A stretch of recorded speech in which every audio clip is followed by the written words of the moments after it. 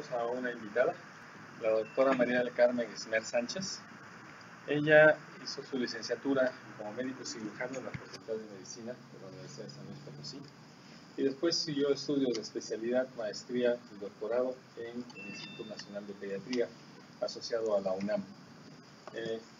Su experiencia laboral es bastante vasta en diferentes instituciones, pero básicamente asociada con problemas de pediatría. Me viene visitando ahorita del Hospital Infantil Teletón de Oncología. Gracias por la presentación. Estoy como honrada de estar aquí en un escenario que es del Poli. El próximo sábado estaré, como le decimos de cariño, ¿verdad? Estaré en la Facultad de Medicina haciendo también alguna actividad académica por allá. Y bueno, a hablar de lo que es enseñanza e investigación en un hospital que tiene muy poquito tiempo de haber sido creado, no es algo, o haber sido fundado, no es algo sencillo, puesto que es un hospital que se abrió en noviembre, se inauguró, en diciembre recibimos el primer paciente. Podríamos decir que este 12 de diciembre cumplimos los 5 años de funcionamiento y en este tiempo hemos recibido 2.477 pacientes o personas accediendo a nuestro servicio. Sin embargo, de todos esos pacientes, nuestro número de casos que hemos visto en este tiempo con problemas oncológicos son 322. Hacer proyectos de investigación de patologías muy diversas con 322 pacientes todavía sigue siendo una muestra poco representativa de lo que podría ser la realidad del cáncer en nuestro país.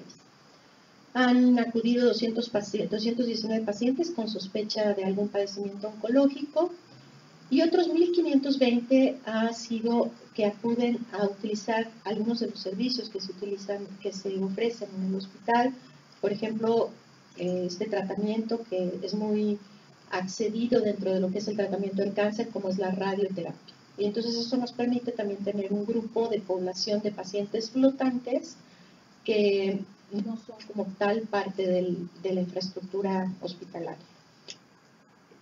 ¿Qué sabemos del cáncer infantil en México? Bueno, que lo primero es, hay pocos recursos humanos especializados en lo que es el tema de la oncohematología. México tiene menos de 200 especialistas en este tema. Cada 4 horas muere un paciente con un tema relacionado con cáncer. Se diagnostican 5.000 casos nuevos por año. Y si se fija, pues nuestra población sería un pequeño porcentaje de lo que se está diagnosticando en el país. Esto es un dato importante, es la principal causa de muerte entre ese grupo de población de 5 a 14 años de edad. Y este es otro tema que también es responsabilidad de todos intervenir en que se solucione, que es el 75% de los pacientes llegan con formas tardías de lo que es el padecimiento. Mi institución, el Hospital Infantil Teletón de Oncología, pues sí tiene como ese compromiso en hacer llegar a todo el mundo el tema de cómo se reconoce tempranamente los signos de cáncer. Y de alguna manera en este momento hay 18.000 casos en algún momento del tratamiento en todo el país. En el cáncer infantil, el tema principal que nos mueve a hacer investigación es la sobrevida. Si nosotros analizamos estadísticas de sobrevida en países desarrollados, esto es estadística en Estados Unidos, pareciera que la batalla contra el cáncer sí se está ganando, porque se han generado formas nuevas de tratamiento para la mayoría de los tumores, en donde si bien hasta hace algunos años la sobrevida no llegaba al 30%, ahorita podríamos decir que si promediamos toda la sobrevida que vemos aquí, del 97 al 64%, pues más o menos vamos a tener un promedio de alrededor del 80%, pensar que el 80% del cáncer infantil es curable.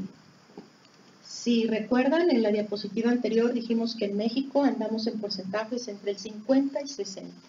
De tal manera que todos los esfuerzos que hacemos en tema de mejorar la atención y en tema de investigación, pues siempre van a ser encaminados a tener evidencia sólida que nos lleve a tener una mejor sobrevida de los pacientes.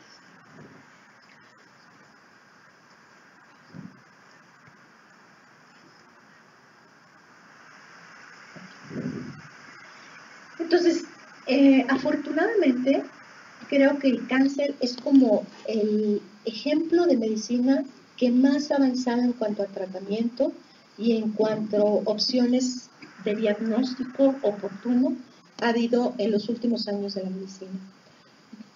Inicialmente, pues el tratamiento del cáncer se basaba únicamente en tener un diagnóstico que hacía el patólogo, que se basaba en dónde estaba y el cuál tamaño. Y en los últimos 20 años eso ha cambiado sustancialmente.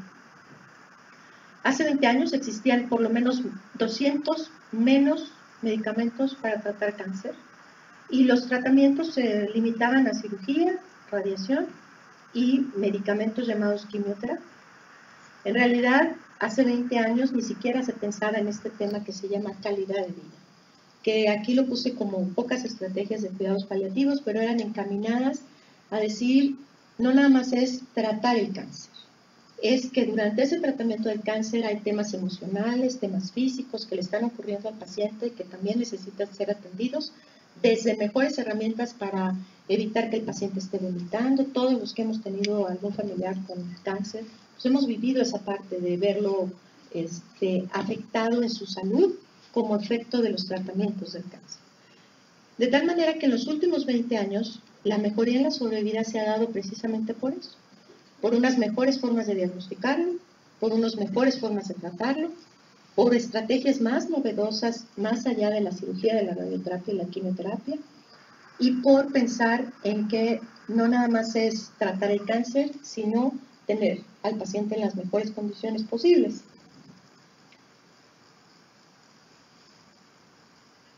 Esta es una fotografía. Ustedes en la primera diapositiva les tocó ver, yo creo que una de las fotos más bonitas que tiene nuestra institución.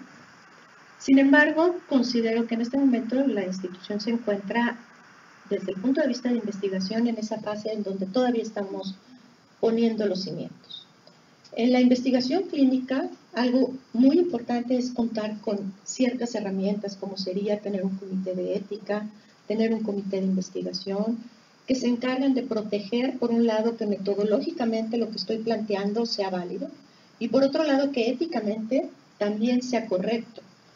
Recuerden que pues, es un hospital que tiene población que se considera desde el punto de vista ético vulnerable, porque son niños y porque tienen una enfermedad que los coloca en una posición de vulnerabilidad, que la decisión que tomen los papás pudiera no ser la más correcta por la situación que está pasando. Es decir, a lo mejor si yo le propongo un nuevo medicamento a un papá que ya está desesperado por la condición que tiene su hijo, probablemente tiene más posibilidad de decirme que sí, sin analizar todo lo que viene detrás de todo eso. De tal manera que estos 5 años han sido construir esas bases, construir un buen comité de ética sólido, un buen comité de investigación que tenga todas las certificaciones, acreditaciones, reconocimientos por parte de COFEPRIS, de Conbioética y de todas las instituciones que se dedican a cuidar lo que se trata la investigación del paciente. Creo que otra parte importante es que aún no tenemos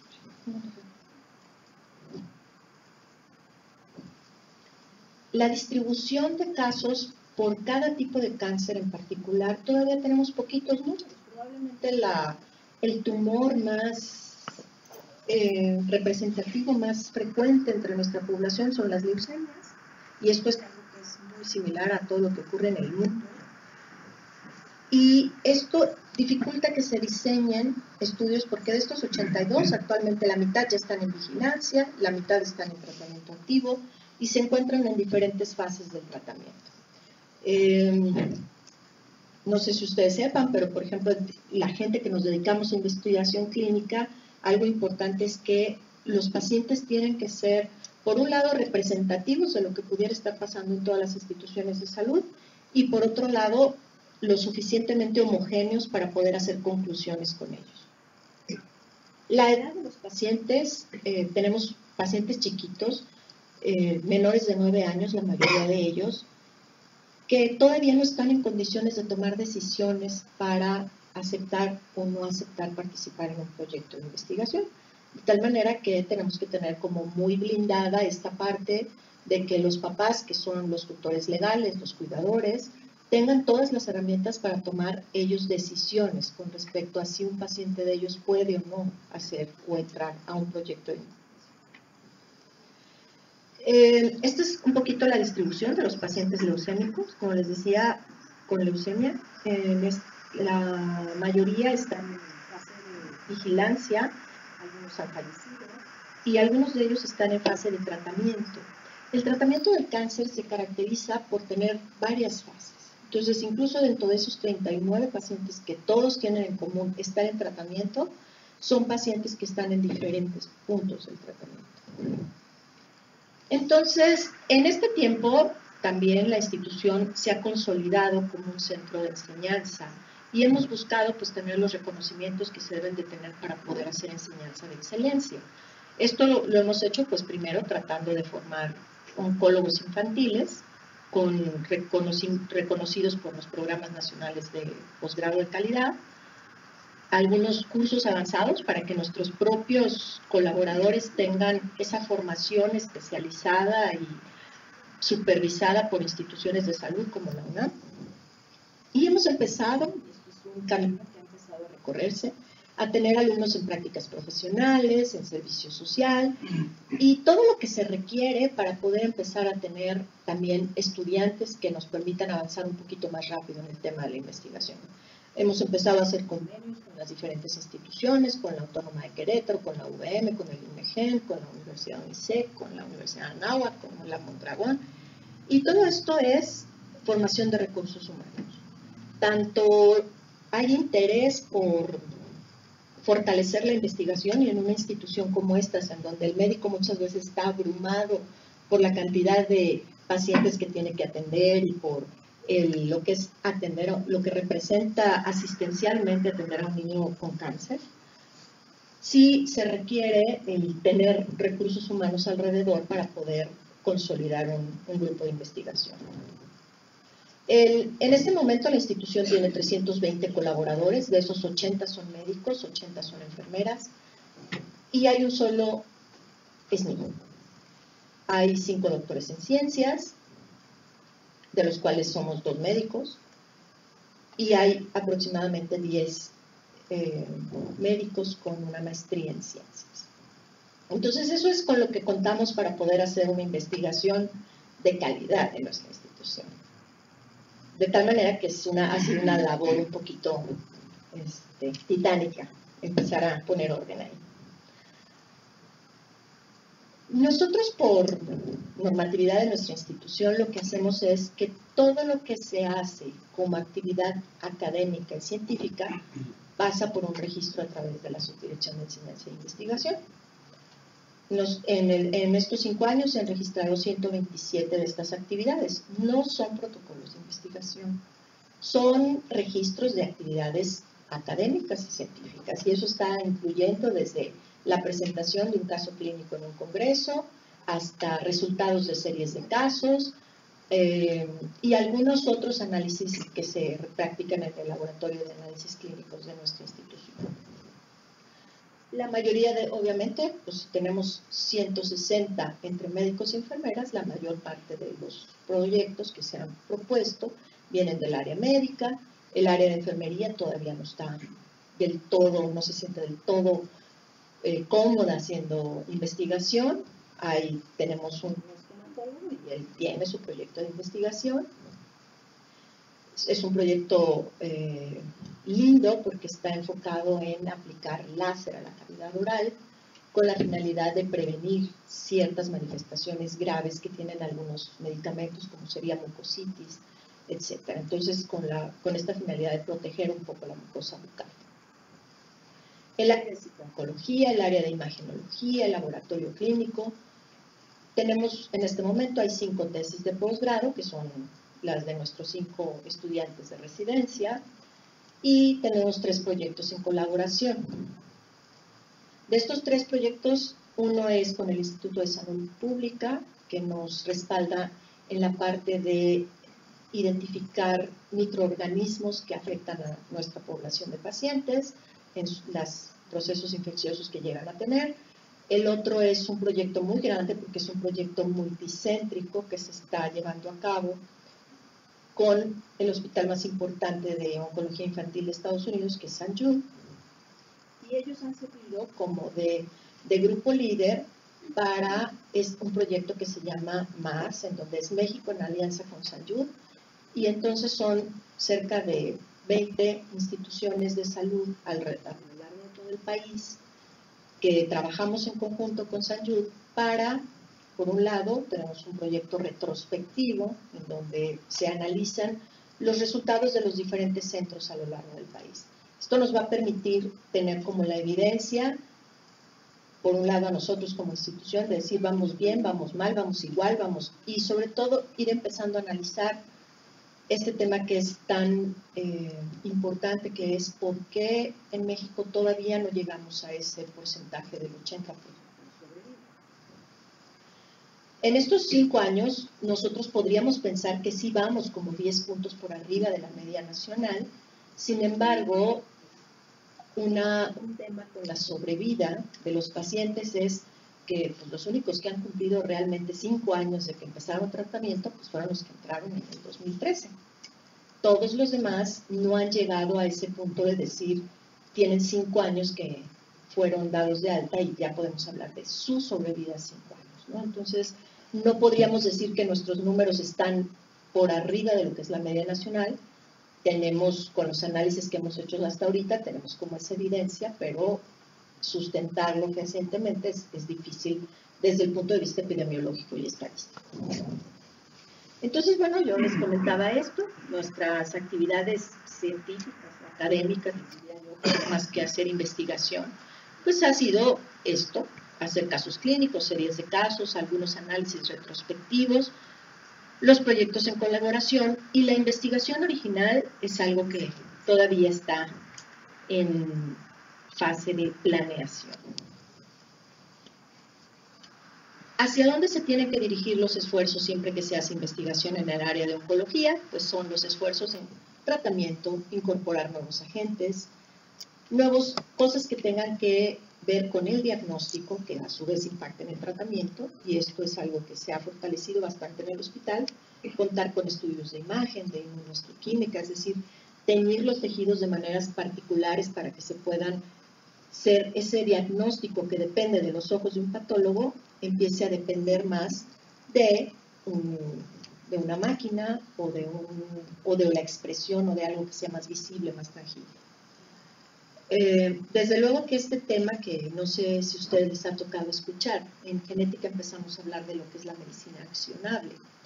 ¿Esto qué quiere decir? Durante mucho tiempo, desde que se secuenció el ADN, desde que se empezaron a encontrar mutaciones, la principal situación que preocupaba un poco a los clínicos es, muy bien, ya tenemos la mutación muy elegante, pero ¿qué le hacemos?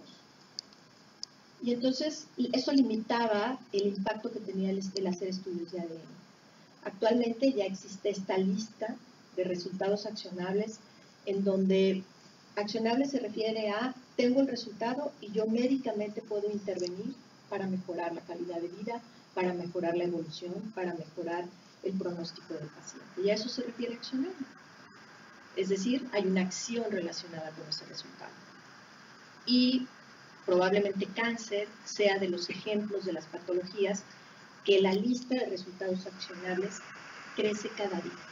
De tal manera que una mutación específica ya se sabe que responde específicamente al medicamento, y entonces podemos ser un poco más certeros en lo que es el tratamiento. También se tiene que enfocar en lo que es la prevención, de evitar todo lo que ya sabemos que ocurre alrededor del paciente que se está infectando, como sería, que se está, por ejemplo, en fase de tratamiento, como sería el evitar infecciones. Entonces, el hospital tiene esta parte que es el control de la infraestructura, que es el aire, conocer cuántas partículas por millón tiene de microorganismos, y todo eso es algo que está generando algo que se llama el modelo de atención. Un modelo de atención que todavía está en esa fase de construcción.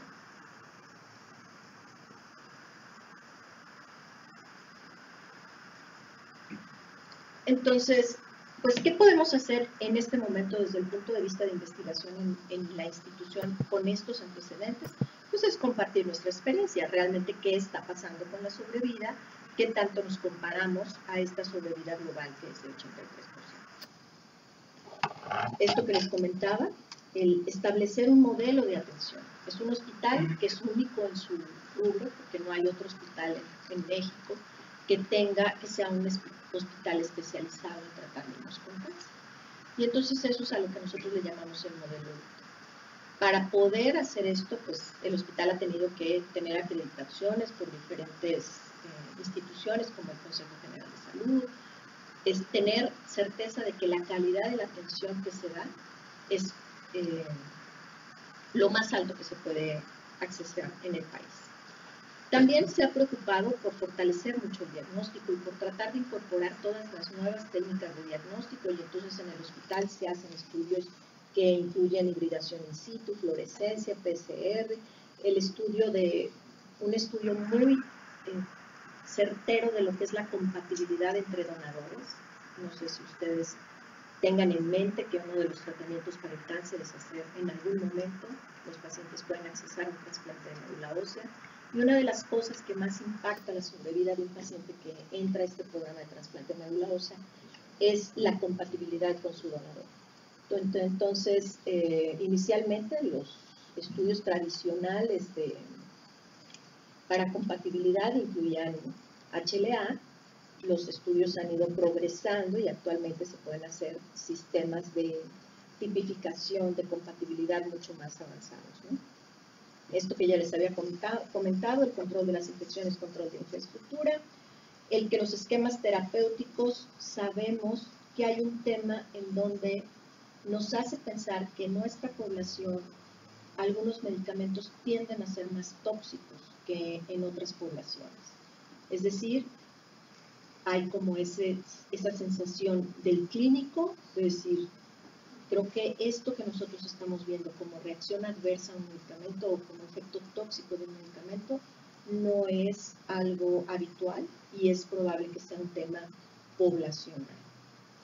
Entonces, por un lado están los efectos tóxicos y por otro lado es si el medicamento está siendo lo suficientemente efectivo. Y lo otro es empezar a generar evidencia de qué pasa una vez que ya el paciente ha sido tratado, es dado de alta vigilancia y qué pasa después de eso. En este momento el sistema de salud no permite tener seguimientos de sobrevivientes durante mucho tiempo y creo que es algo a lo que se le debería de apostar como un proyecto inicial de investigación y que posteriormente se pueda dejar como algo ya asistencial, como algo implementado en la institución. Las posibilidades de hacer investigación en el hospital son, desde el punto de vista clínico, se han tratado de acercar a que la operatividad del día a día del tratamiento del niño con cáncer sea lo más cercano a lo que se hace en otros países desarrollados. Se desarrolló esta herramienta que se llama EVAD, que es una escala para predecir si el paciente en pocas horas se va a deteriorar. Y esto ayuda a que si yo identifico a aquellos pacientes que tienen posibilidad de deteriorarse o de requerir un tratamiento en terapia intensiva, el paciente entra a terapia intensiva cuando todavía es recuperable. Todavía en México seguimos teniendo este tema de que entran a terapia intensiva pacientes ya en estado muy grave, que se disminuyen las posibilidades de recuperarse. Entonces, el proyecto EVAD ha demostrado que mejora la calidad de vida de la atención de los pacientes con cáncer, permite detectar tempranamente complicaciones y emergencias, y esta es una escala que se aplica en hospitalización y sirve para evaluar este tema si el paciente requiere o no ser trasladado a una unidad de medicina crítica. Es un proyecto que forma parte de este proyecto más que les he platicado, en donde el Hospital St. Jude lo liderea y existen 29 hospitales en América Latina formando parte de ese proyecto. Estos son los integrantes de nuestra institución que forman parte del proyecto. Y finalmente, esta experiencia ha permitido plantear algunos trabajos que son enfocados en la clínica. y que permitirían tener una mejor sobrevida de los pacientes. Esta es una diapositiva que está bajada de internet. Finalmente, lo único que quería transmitirles en esta parte es decir, el hospital cuenta con la infraestructura para detectar, como con esta metodología que es el PET, detectar siembras tumorales y que eso permite hacer el seguimiento de si un tumor está respondiendo o no a una sustancia. Entonces aquí pues es muy evidente las zonas que están hipercaptando y aquí es muy evidente como una semana después de haber empezado un tratamiento antitumoral, las lesiones pueden desaparecer y después de 2 semanas no haber ninguna evidencia de que había siembras tumorales. Otras de las cosas es las investigaciones en el área de diagnóstico, que se enfocan en tener un diagnóstico más preciso dentro de las neoplasias. Aquí el hospital es líder en un tema que es el diagnóstico por citometría de flujo. Todos ustedes saben que el proceso tumoral es una división celular descontrolada.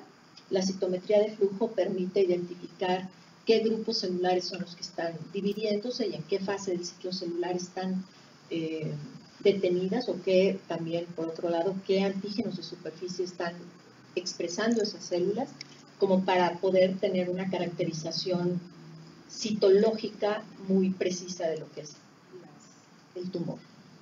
Y la otra parte, que esta pues yo confieso mi inclinación hacia ello, pues es la parte de los estudios genéticos, ¿no? En 1950, 1960, se identificó que en la médula ósea de los pacientes que tenían leucemia existía una alteración como estas, que es un cambio de información entre el cromosoma 22 y el cromosoma 9. Esto es algo que se le llama cromosoma Filadelfia. En aquel momento solo sabían que se compartía un pedazo del 22, se pegaba en el 9, y un pedazo del 9 se pasaba al 22. Con el tiempo se logró saber que ahí en el 9 existía un gen que se llama BL y en el 22 otro gen que se llama BCR, y que al hacerse la fusión se formaba una cosa que se llama una proteína quimérica porque tiene 2 partes de 2 proteínas, y que esa proteína alteraba la señalización causando que la célula se proliferara descontroladamente. Lo siguiente que se identificó fue que podía haber un medicamento que se llamaba mesilato de imatinib, que se unía a ese sitio alostérico en donde normalmente esta proteína lo que hace es producir una cascada de señalización en la que esa señalización hace que la célula se divida descontroladamente.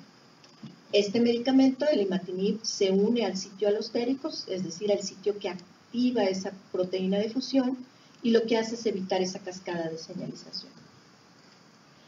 El haber identificado esta anormalidad en los pacientes permitió muchas cosas. Primero, saber que esta anormalidad es clásica de los pacientes que tienen o leucemia granulocítica crónica, o leucemia mieloide aguda, o leucemia linfoblástica aguda. Es decir, es un marcador molecular que permite caracterizar mejor una enfermedad leucémica. Lo otro que permitía este conocimiento molecular es saber cómo estaba el paciente al momento del diagnóstico, cuánto de su cuerpo estaba expresando esta proteína anormal. Y entonces dar tratamientos encaminados a desaparecer esa proteína anormal. Entonces es un tratamiento bastante específico porque ya estás tratando el defecto básico. Lejos de tratar a una célula que está proliferando anormalmente, lo que estás tratando es el defecto que hace que esa célula se divida anormalmente. Esto se vio reflejado en las curvas de sobrevida. No sé si ustedes estén familiarizados, estos habitualmente son las curvas de sobrevida en donde se veía la diferencia cuando se usaba la terapia combinada clásica, la diferencia cuando se usaba únicamente el medicamento, y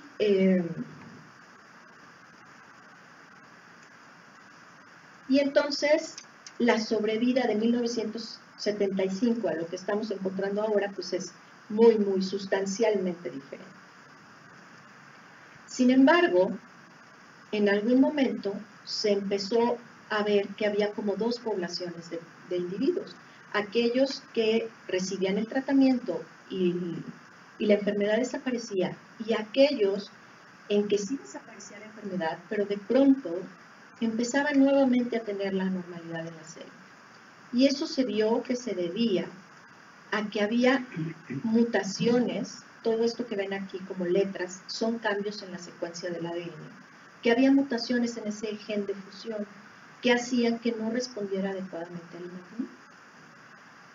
Y entonces empezaron a crear nuevos medicamentos, primera línea, segunda línea, tercera línea. Y todos ellos son esto que se llama inhibidores de la tirosinasa, que es ese efecto que tiene de hacer la cascada de señalización. Y finalmente, actualmente hay 5 diferentes medicamentos que se pueden utilizar para estas situaciones en donde el paciente no es suficiente que utilicemos el imatinib, sino que se tiene que recurrir a otros tratamientos. La investigación ha seguido y actualmente se sabe exactamente cuál mutación dentro de ese gen de fusión puedes responder o no al tratamiento. Entonces, los seres humanos somos complejos, el cáncer es muy complejo. Cuando se encontró el tratamiento con el imatinib que bloqueaba a esa proteína quimérica, pues se pensó, ya se resolvió. Y no, resulta que existen cambios puntuales que son generados por el uso del medicamento, por un lado, y por el tema de que pues, es una célula cancerosa que está dividiéndose de una manera anormal y que sus procesos de reparación del ADN no son iguales. Y entonces hay mutaciones que son tan graves que no responden ni a los 3 medicamentos que son los más utilizados para el cáncer. Entonces, actualmente ya existen hasta guías clínicas para decir cuándo utilizo el imatinib y cuándo puedo utilizar otros. Tengo que recurrir a medicamentos de segunda línea. Todo esto que les platico es un proyecto en el que estamos participando con el IPGEN, en donde ellos utilizan técnicas ya muy avanzadas para lectura del ADN. Nosotros, no sé qué tan al tanto estén de cuáles son las técnicas de estudio del ADN, pero las técnicas de estudio del ADN han cambiado radicalmente en los últimos años, de tal manera que si en algún momento solo se podía leer, recuerden que el ADN tiene 33.000 billones de pares de bases, solo se podían leer de segmentos de 200 en 200, pues ahorita ya hay técnicas que se llaman de secuenciación masiva o de secuenciación robusta que permiten que en un solo estudio puedas estudiar miles y miles de pares de bases. Y muchas de las veces las plataformas de secuenciación o los aparatos que se dedican a secuenciar el ADN tienen la capacidad de secuenciar el 90% de la secuencia. Ahorita cuando nos hablan de secuenciación de alta profundidad, quiere decir que están ya secuenciando el 99% de la secuencia, de tal manera que tenemos una mayor certeza de lo que estamos viendo. Este es un estudio en el que se están incluyendo pacientes con leucemia mielocítica crónica y que se les ha dado terapia con imatinib como terapia de primera línea. Se les pide que firmen un consentimiento informado, el número de muestra que ellos tienen para poder. Es un proyecto también multicéntrico en el que están participando varias instituciones de salud, entre ellas nosotros, ¿no? Y bueno, lo que se hace es tener tiempos establecidos en que se toma la muestra, se caracteriza cuál es la secuencia original del gen de fusión y durante 3, 6 y 12 meses se van haciendo nuevamente análisis de la secuencia y se va analizando los cambios que está viendo en la secuencia del gen de fusión para ver en qué momento se desarrolla la resistencia y poder prevenir al clínico de que esto va a ocurrir y proponer los cambios a los medicamentos de segunda línea.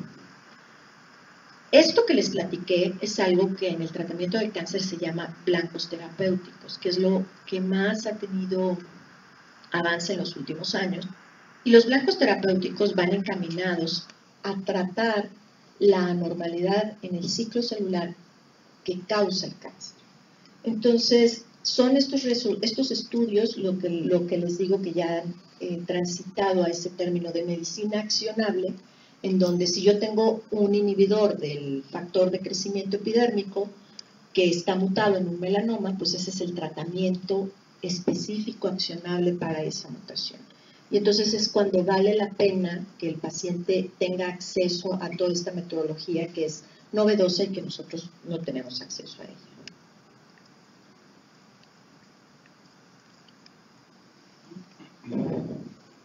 Y entonces, si nosotros analizamos un poquito las líneas de tiempo, realmente creo que podemos decir que efectivamente cáncer es de los temas que en cuanto a investigación relacionada con nuevos medicamentos, más evidencia ha generado en los últimos 30 años, en donde de no tener prácticamente ninguna opción, en 1997, ahorita existen aproximadamente 100 productos distintos que ya están aprobados para ser utilizados. Desafortunadamente, de estos, un 98-99% están enfocados hacia cánceres del adulto. En el cáncer infantil, por esta misma cuestión de que no está tan regulado o tan aceptado el que se hagan ensayos experimentales o definir los momentos en el que sí podemos recurrir a una droga nueva, un medicamento experimental, y hay en este momento pues un movimiento grande a nivel de las instituciones que toman decisiones como para decir, por lo menos para cáncer, se va a bajar un poquito el tema de investigación en niños porque es necesario. Y bueno, se han surgido, aparte de términos como este de medicina accionable, esto que le llaman farmacoetnicidad, que se refiere a que cada grupo étnico, cada población va a tener una reacción diferente a un medicamento. Es más, si yo ahorita les pregunto a todos, ¿quiénes de ustedes consideran que un antigripal les cae mal si se toman una pastilla? Pues va a haber un grupo que diga, sí, a mí me cae súper mal. Y va a haber otro grupo que diga, yo me puedo tomar 10 antigripales y no me hace ningún efecto. Y eso es algo que forma parte de una reacción idiosincrásica que todos tenemos a los medicamentos. Y pues si no respondo a un medicamento antigripal no pasa nada porque la gripa se cura sola. Pero en el caso del cáncer, este tema de la refractariedad a los tratamientos es un tema que sí impacta en la sobrevida y es un tema pendiente en lo que es la investigación en cáncer. Este es un medicamento utilizado en adultos y vean ustedes cómo la primera vez que lo utilizan tiene una respuesta dramática y la segunda vez que se utiliza y en poco tiempo se vuelve otra vez refractario. Y entonces esto se explica precisamente por esas mutaciones dentro de la misma mutación, que hacen que de responder en algún momento se vuelva otra vez refractario. Y eso es algo que se necesita todavía seguir investigando. Entonces, algo que es el futuro, y se ve así de colorido y así lo concibo yo, el futuro para la investigación en los niños con cáncer es algo que se percibe así, como algo que va a generar impacto, que se va a ver bonito, que va a generar más esperanza. Y entonces estos colores se ven reflejados, por ejemplo, en la capacidad que un patólogo va a tener de diagnosticar, ya no viendo diferentes tonos de morado, como normalmente ven los patólogos sus biopsias, sino utilizando sistemas que incluso pueden detectar el color mediante la medición de, y eso de esos ustedes saben mejor que yo.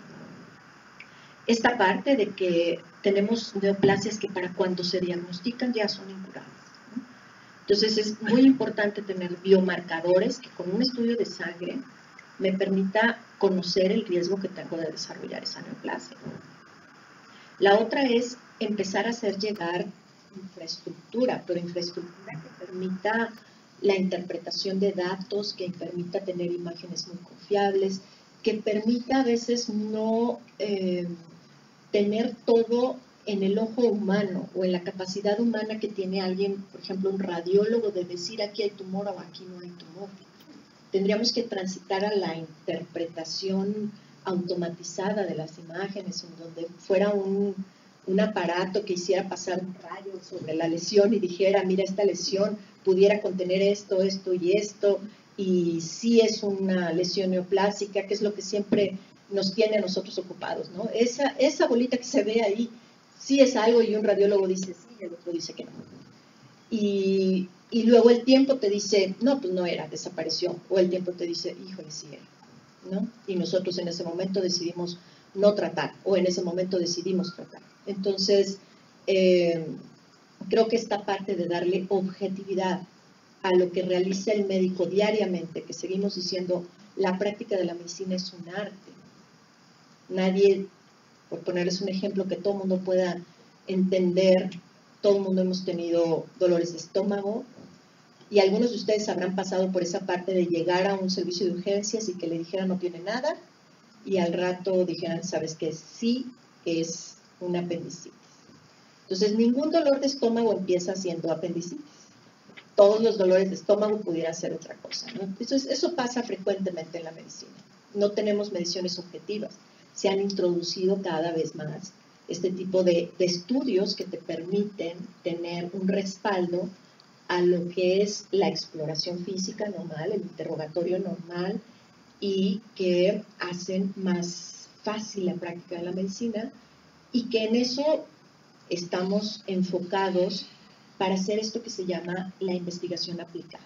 Es decir, todo aquello que se genera en un laboratorio o en un escenario como estos, por gente que hace únicamente investigación, pero que finalmente va a terminar traduciéndose en algo que puede ser benéfico para un paciente.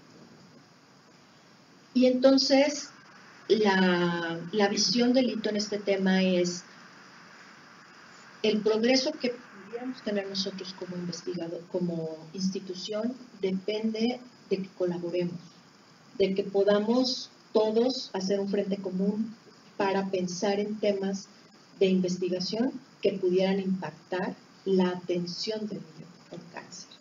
Creo que probablemente no sea una investigación muy básica, que sea encaminada a conocer el proceso, a describir el proceso, que eso es lo que le ha dado respaldo a todo lo que se ha generado alrededor del cáncer, pero que sí tenemos que, los investigadores, tenemos esa tarea pendiente de preocuparnos porque nuestra investigación genera un beneficio un poquito más inmediato. O sea, más allá de pensar en lo impactante que puede ser este descubrimiento que yo tuve en un laboratorio, como generación del conocimiento puede ser muy impactante, pero si yo no le cambio la vida a alguien, entonces el impacto se ve reducido. Y esa es la visión de la gente que pues tenemos como esta función híbrida de resolver problemas clínicos, pero también de generar productos que puedan publicarse, que puedan cumplir con lo que es el mundo científico y con lo que es los requerimientos para colocarlo en una investigación, en una revista de prestigio, ¿no? Y creo que con esto termino, esperando haberles dejado a ustedes como ese pensamiento de decir, lo que yo hago podría aplicarse, lo que yo hago podría usarse en un escenario clínico, lo que yo hago podría beneficiar a lo mejor a algún enfermo, y a lo mejor en algunos de ustedes sí se va a quedar como esa, decir, pues a lo mejor lo que yo hago sí puede tener esa aplicación. Y bueno, pues nuevamente agradezco la invitación a Jorge, a Gonzalo. Doctor, gracias. Gracias. Tenemos tiempo para varias preguntas. A ver, bueno, no es sobre el proceso de investigación, sino sobre algunas transparencias que entonces me dio curiosidad. Siempre que se habla de que se busca compatibilidad entre un paciente y su donador, por ejemplo, en el caso de la médula, siempre tienen curiosidad de qué es lo que se busca, qué es lo que hace que una médula sea compatible con otra, el tipo de célula. células, el tipo de sangre? No, básicamente los estudios se van hacia HLA, que es el complejo mayor de histocompatibilidad, que es el que determina cómo respondo ante cualquier estímulo externo. Entonces, el complejo mayor de histocompatibilidad básicamente lo que hace es reconocer cualquier sustancia extraña e identificar si puedo responder a ella, ¿no? O sea, por ejemplo, si un virus entra, el HLA se encarga precisamente de responder ante esas células ajenas. Entonces, en lo que se trata es de encontrar donadores que sean 100% idénticos o haploidénticos. ¿Eso qué quiere decir? Que por lo menos la mitad de la información genética en ese locus, que es el de HLA, sea igual entre los dos, entre el donador y el receptor de la médula. Pero se toman algunas células de la médula En la sangre, y se atacan con algo para ver cómo responden. No, es simplemente ver las secuencias, si la secuencia es igual o no. Okay. Sí, es un estudio que se enfoca en polimorfismos genéticos y hay otro, o sea, hay una parte que solo analiza una parte del HLA y hay otro estudio más profundo, pero que también es sobre ADN, checando que las secuencias, qué tanto son iguales. La compatibilidad es qué tan iguales son. Doctora, muchas gracias por su plática, me pareció muy interesante.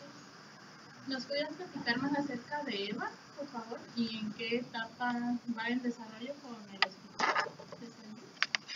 Bueno, el proyecto EVA es, sí, en realidad, nuestra institución fue pionera en el sentido de que ellos tienen esta escala que ellos lo aplican. Nosotros la tropicalizamos un poco a ciertos parámetros para que pudiera utilizarse dentro de la institución y en este momento en el hospital no nada más está implementado al 100%, es decir, todas las enfermeras que son en determinado momento quienes hacen esa evaluación, todas las enfermeras están capacitadas para hacerlo. Ya hay un estudio de correlación entre lo que dice el médico con respecto a la escala y lo que dice la escala es sencilla, ¿no? Evalúa muy poquitos parámetros que tienen que ver con la coloración del paciente, la presión, la frecuencia cardíaca. Y lo que hace es otorgar un puntaje por cada uno de estos y con base en el puntaje se determina si el paciente requiere ser trasladado a una unidad de medicina clínica. O más bien, no nada más se evalúa la necesidad de ser trasladado, sino cuál sería la conducta a seguir. Si sí requiere evaluación, si no requiere evaluación, si requiere evaluación únicamente ahí en el escenario clínico en el que esté, ya sea una hospitalización o una admisión continua, o si sí requiere ser trasladado a la unidad de terapia intensiva. El desenlace que se ha medido, pues realmente es qué es lo que ha pasado en las siguientes horas posterior durante las aplicaciones que se hacen de la escala. Y en este momento, pues nuestra institución pues capacita a otros hospitales que también atienden niños en el tema. Ya va bastante avanzada la implementación.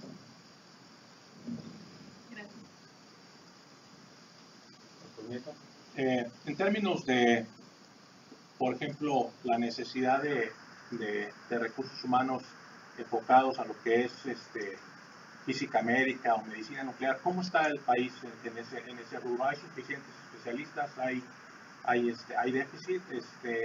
¿Cómo le afecta esto a las instituciones que se dedican a las cuestiones oncológicas? Nuestra institución tiene en este momento un físico médico. Siempre la respuesta en nuestro país va a ser, pues nos faltan recursos humanos, ¿no? Faltan oncólogos, faltan genetistas, el tema del físico médico que calcula que nos ayuda a los clínicos a calcular las dosis de radiación con base en qué tanto el tejido absorbe o no absorbe la radiación, etcétera. Ese papel del físico médico pues es importante. El hospital tiene un físico médico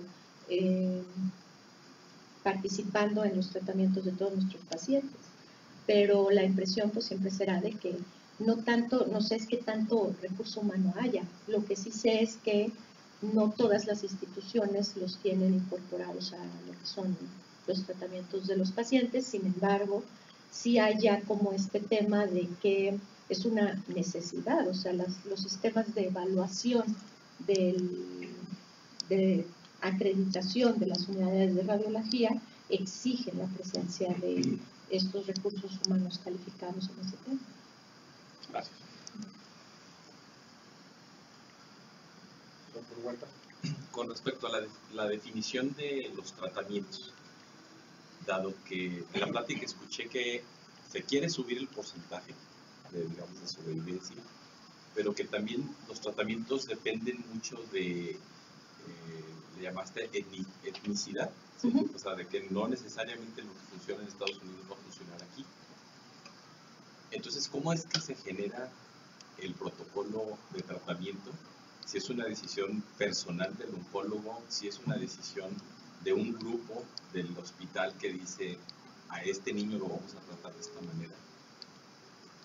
A mí se me viene hasta miedo, me da pensarlo, ¿no? O sea, nosotros, la mayoría de nosotros, queremos probar algo y simplemente lo probamos y si no funcionó, no funcionó. Pero tratándose de vidas humanas, pues no es tan trivial eso. Entonces, ¿cómo poder subir un porcentaje de eficiencia cuando la razón, o sea, hay un riesgo fuerte en términos del resultado de la toma de decisión que se haga con el tratamiento, ¿no?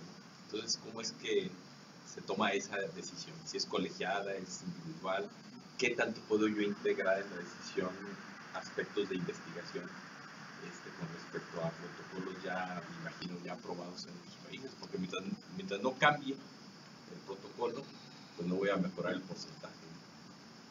Sí, aquí, bueno, tiene una parte que es, los médicos siempre, las decisiones que tomamos lo hacemos utilizando este término que se llama medicina basada en la evidencia, ¿no? Y durante mucho tiempo eso fue algo que fue un boom, ¿no? Es decir, si la evidencia te dice que este tratamiento es el que funciona, esa es la evidencia. ¿Y en qué se basaba la evidencia? Pues estudios poblacionales. Entonces, ¿qué es la medicina basada en evidencias? Es lo que le sirve a la mayoría. Y durante mucho tiempo, lo que le sirve a la mayoría, pues fue algo que a los médicos nos tenía como muy tranquilos, de decir, estoy utilizando la medicina basada en la evidencia. En el hospital, sin embargo, la evidencia en medicina también es variable.